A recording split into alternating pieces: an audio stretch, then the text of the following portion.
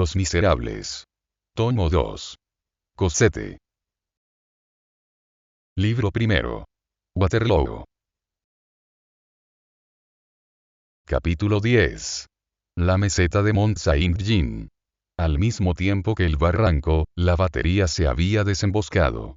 60 cañones y los 13 cuadros fulminaron a boca de jarro a los coraceros. El intrépido general de Lord hizo el saludo militar a la batería inglesa. Toda la artillería ligera inglesa había regresado al galope a los cuadros.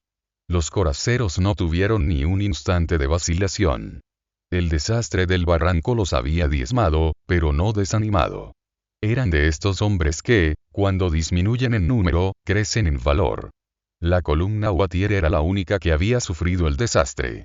La columna de Lord, que en ella había hecho oblicuar a la izquierda, como si presintiese la celada, había llegado entera. Los coraceros se precipitaron sobre los cuadros ingleses.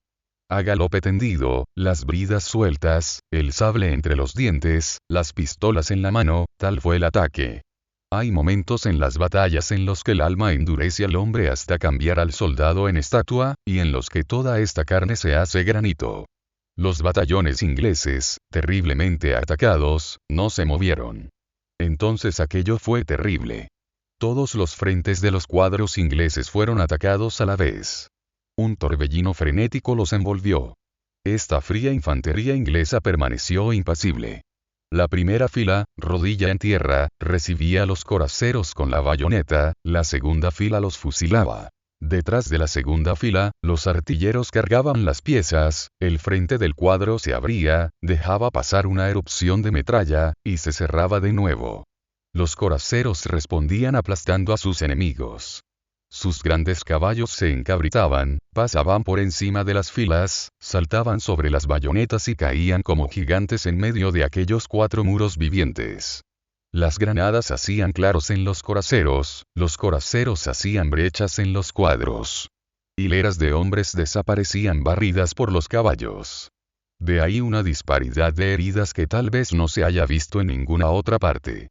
Estos cuadros, mermados por esta caballería enfurecida, se estrechaban sin retroceder. Inagotables en metralla, hacían explosión en medio de los asaltantes. La forma de aquel combate era monstruosa.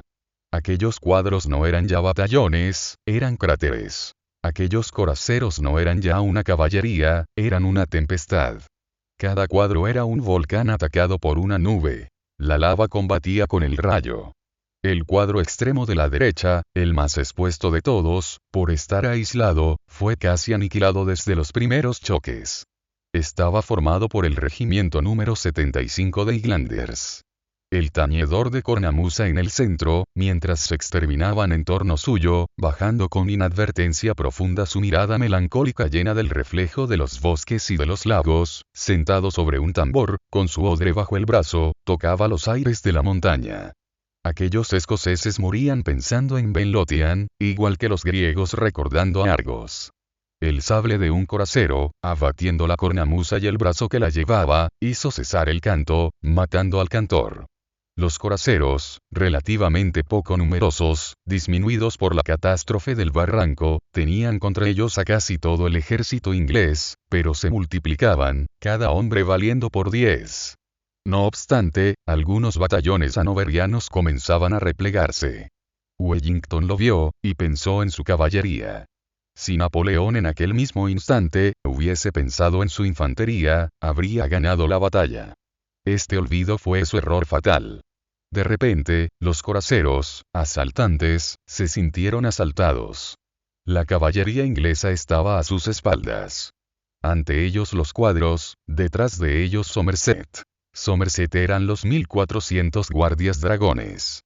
Somerset tenía a su derecha a Dornberg con la caballería ligera alemana, y a su izquierda a Trippe con los carabineros belgas. Los coraceros, atacados en flanco y en cabeza, por delante y por detrás, por la infantería y por la caballería, debieron hacer frente a todos lados.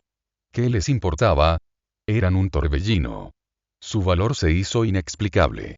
Además, tenían tras de sí a la batería siempre atronadora.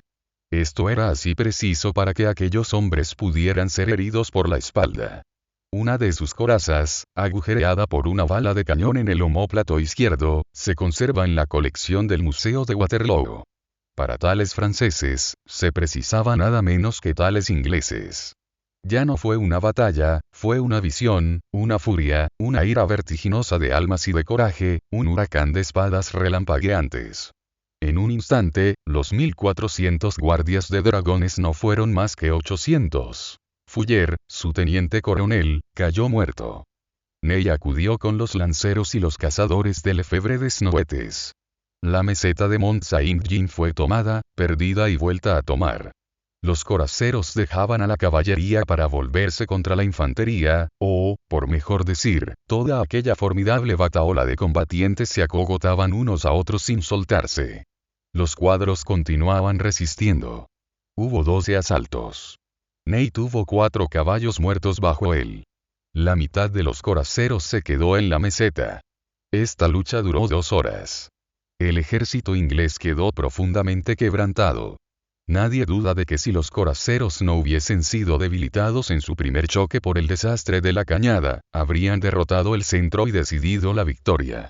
Aquella caballería extraordinaria petrificó a Clinton, que había visto Talavera y Badajoz. Wellington, casi vencido, experimentaba una admiración heroica. Decía, a media voz: «Sublime». De 13 cuadros, los coraceros aniquilaron 7, tomaron o clavaron 60 piezas de cañón, y arrebataron a los regimientos ingleses 6 banderas, que 3 coraceros y 3 cazadores de la guardia fueron a llevar al emperador, ante la granja de la Belle Alliance. La situación de Wellington había empeorado. Esta extraña batalla era como un duelo entre 2 heridos encarnizados que, cada uno por su lado, van combatiendo y resistiendo, hasta perder toda su sangre. ¿Cuál de los dos caerá el primero? La lucha continuaba en la meseta. ¿Hasta dónde llegaron los coraceros? Nadie sabría decirlo. Lo que es cierto, es que, a la mañana siguiente de la batalla, un coracero y su caballo fueron encontrados muertos entre las vigas de la báscula de pesar carruajes de Mont Saint-Jean, en el punto mismo en que se cortan y se encuentran los 4 caminos de Nivelles, de Genappe, de la Hulpe y de Bruselas.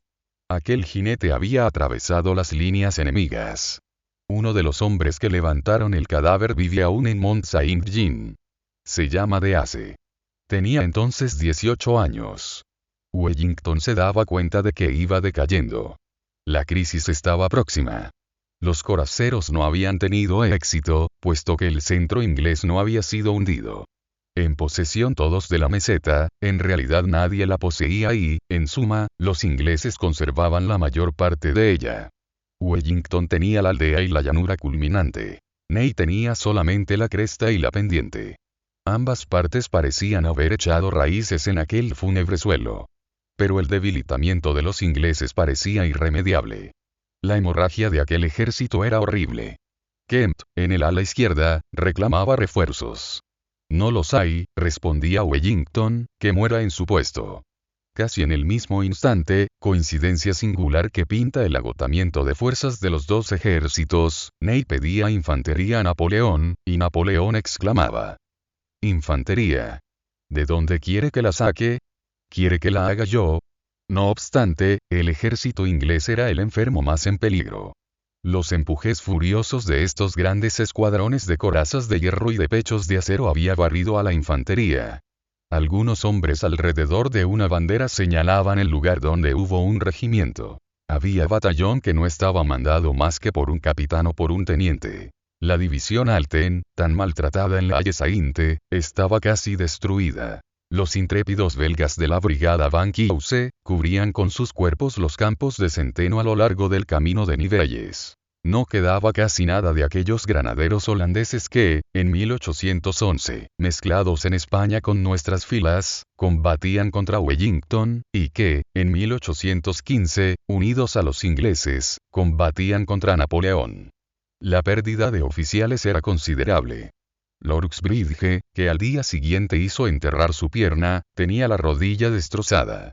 Si por parte de los franceses, en la carga de los coraceros, quedaron fuera de combate de Lord Leritier, Colbert Knop, Travers y Blancard, por parte de los ingleses. Alten estaba herido, Barney estaba herido, Delancey estaba muerto, Van Merlen estaba muerto, Onted estaba muerto, todo el Estado Mayor de Wellington había sido diezmado e Inglaterra llevaba la peor parte en aquel sangriento equilibrio. El segundo regimiento de guardias a pie había perdido 5 tenientes coroneles, 4 capitanes y 3 enseñas. El primer batallón del 30 de infantería perdió 24 oficiales y 112 soldados. El 79 de montañeses tenía 24 oficiales heridos, 18 oficiales muertos, 450 soldados muertos también. Los húsares hanoverianos de Cumberland, un regimiento entero, con su coronel a la cabeza, que debía después ser juzgado y destituido, habían vuelto grupas en la pelea, poniéndose en fuga hacia el bosque de Soignes, y sembrando el desorden hasta Bruselas. Los carros, los tiros, los bagajes, los furgones llenos de heridos, al ver a los franceses ganar terreno y acercarse al bosque, se precipitaban en él. Los holandeses, acuchillados por la caballería francesa, gritaban: ¡Alarma!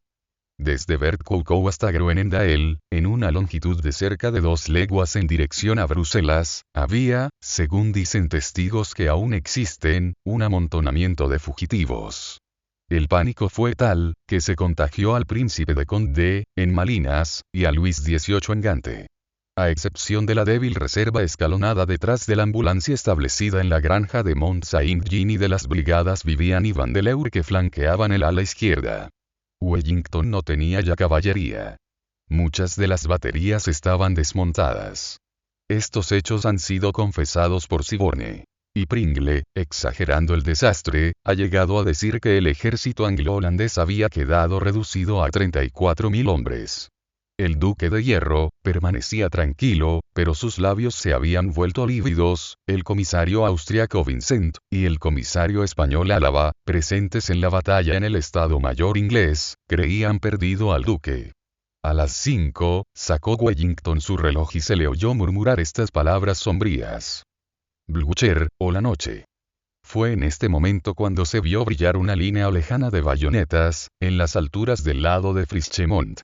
Aquí está la peripecia de este drama gigante.